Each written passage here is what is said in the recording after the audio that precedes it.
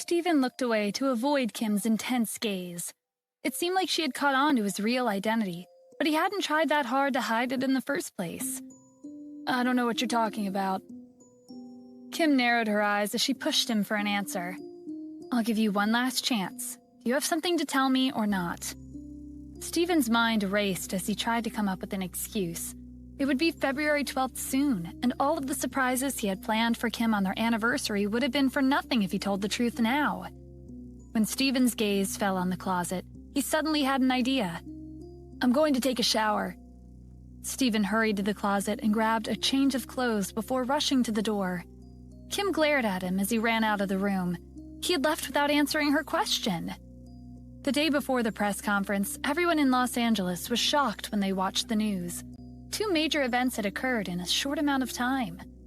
First, someone had offered to purchase the Moon of the Nile for $2 billion at the auction house. There were rumors that this mysterious bidder was from Los Angeles. Second, a mysterious business tycoon had purchased all of the villas at the highest point in the city for $5 billion.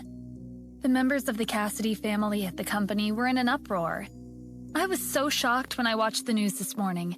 I didn't know our city had this many rich people. Poverty really does limit one's imagination.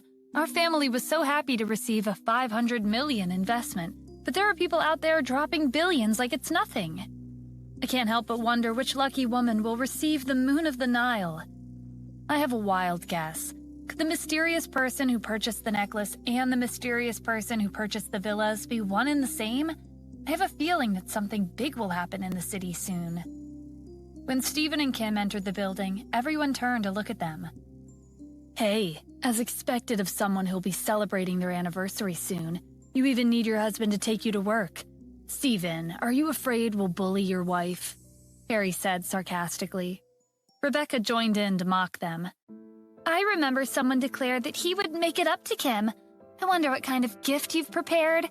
Don't tell me you're the one who bought the Moon of the Nile. Stephen couldn't be bothered to entertain them. Kim, you don't have to worry about that. Everything will be revealed tomorrow. Kim watched Stephen leave the building. She couldn't help but have some expectations for him, because he had done nothing but surprise her for the past few days. As soon as Stephen went outside, he received a call from Keisha. Mr. Adams, the top 20 families of the city have sent a greeting card to Global Investments. They'd like to meet you. Keisha was excited, because if Stephen could establish a good relationship with these elite families, Global Investment would rise to even greater heights. Okay, tell them to come over. I'll be heading to the company now. Just so happens I'll be able to find a place for them tomorrow. Stephen could guess that these families probably made the connection between the owner of Global Investments and the mysterious person who'd purchased the villas. He knew that the influence of these families couldn't be underestimated. Even though Helen said that she would make the announcement at the press conference tomorrow, it wouldn't be easy for Kim to become the successor. This meant that he would need to prepare ahead of time for anything that might happen. 2 hours later, Stephen's meetings with the heads of the family was coming to an end. Stephen was sitting at the head of the table. He looked around the room and asked, So, how do you all feel? Are you all satisfied with what we discussed today? Everyone was pleased with the outcome of the meeting. I'm very satisfied. With a $1 billion investment from Global Investments, the problem with our company's flow of funds will be resolved. I'm confident that my company will be even better than before. Same here. Mr. Adams, with your introduction, our company has received millions of orders in only 2 hours. This is the most profit we've gained in years. I feel the same way. I have a suggestion. Since everyone who's gathered here today are from one of the best families in the city, I suggest we repay Mr. Adams for his generosity with our loyalty. In the future, as long as Mr. Adams says the word, we will all do our best to make it happen. Everyone agreed. Even if Stephen told them to kneel right then and there, they would follow his orders without hesitation. Stephen waved his hand dismissively. There's no need to exaggerate. This isn't that serious of a situation. However, I do have something that I'd like to ask everyone. This concerns the Casady Group's press conference. By the time the meeting ended, the sky was already dark. Natalie started lecturing Stephen the moment he stepped in the door. Why are you coming back so late? You don't even have a stable job. You're always fooling around out there. Stephen didn't say anything. When he went to the living room, he saw Kim sitting on the couch with a frown on her face. "Kim, did something happen?" "Harry told me that Grandma confirmed that he would be the successor of our family and that I should forget about taking his position." Natalie put her hands on her hips. "Why would she pick Harry over you? You're the one that won the bet. If that old woman continues to be biased, I'll find her tomorrow and give her a piece of my mind." Kim shook her head. "That won't change anything. No one in the Casady family can change Grandma's mind once she's decided on something." "Don't worry, Kim. Besides you, no one has the qualifications to become the successor," Stephen said confidently. At this time, Harry was with Helen at the Casady family's villa. Harry gave Helen a stack of documents. "Grandma, I've done some investigating. It turns out that Stephen visited Global Investment before Kim, and he was there for much longer than she was.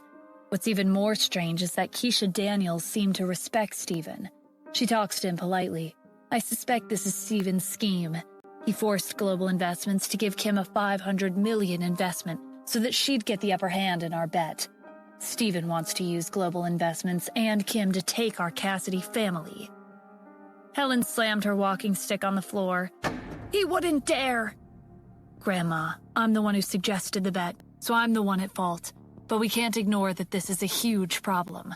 We can't let an outsider like Stephen lead the family." Who cares about the bet? To me, there's nothing more important than preserving the Casady family's lineage. A lowly son-in-law dares to scheme and take over my Casady family. I won't sit back and let him do whatever he wants. Don't worry, I understand what you're saying. I won't let it happen." Harry was satisfied with the determination in Helen's voice. He couldn't wait to see Kim's reaction when Helen announced him as the successor tomorrow. The night passed by in the blink of an eye. It was finally February 12th, the day of the Casady Group's press conference. In the morning, Kim didn't see Stephen anywhere in the house.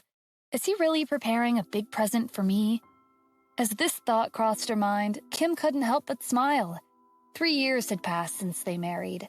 She had never experienced the happiness of a newlywed couple, nor had she received a present on their anniversary. That was why she looked forward to what Stephen had prepared for her. As the hours passed, Stephen was still nowhere to be found. Before long, it was already noon, but he still didn't show up. Natalie knocked on the door to the bedroom. "Kim, did you change yet? The press conference will start at 2 p.m. You only have an hour before you have to leave the house. You can't be late on a day like today." "Got it. I'm changing now."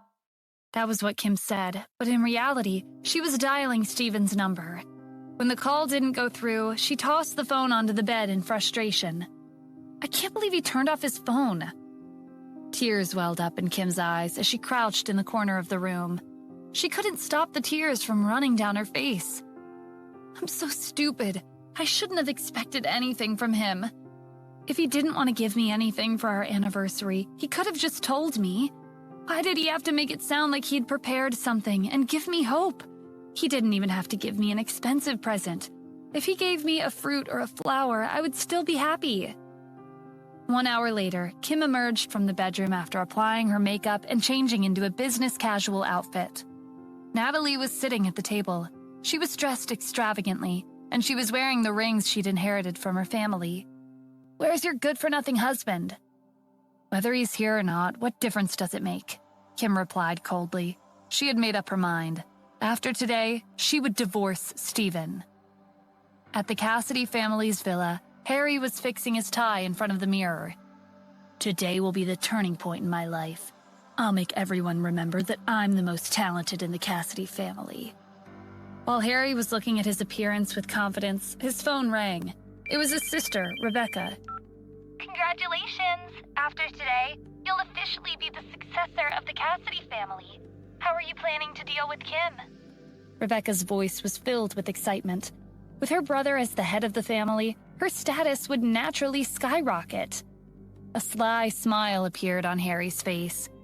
"Don't worry, I'll chase her out of the family in front of all the reporters and make it so that she'll never be able to come back. Don't forget that Global Investment invested $500 million into Kim. Since that money is now ours, after Kim gets kicked out, no one will be able to force us to give it back." If Global Investment wants their money back, their only option will be to sue Kim. When that time comes, she'll no longer have the support of the Casady family, and she'll be in heavy debt. Soon it was 2 p.m., and it was time for the press conference to begin. Many reporters from the major media outlets in Los Angeles gathered at the Casady Group's conference room. Helen was sitting on the stage with Harry and Kim standing behind her. I'm very happy to have the honor of inviting all of my friends from the press here today. I would like to take this opportunity and announce 2 important matters regarding the Casady Group. Helen stood up and looked around with an intimidating gaze before continuing. First off, the Casady Group has obtained a $500 million investment, and we will continue with the Century Garden project. As for the second announcement, I would like to formally introduce to you the successor of the Casady family.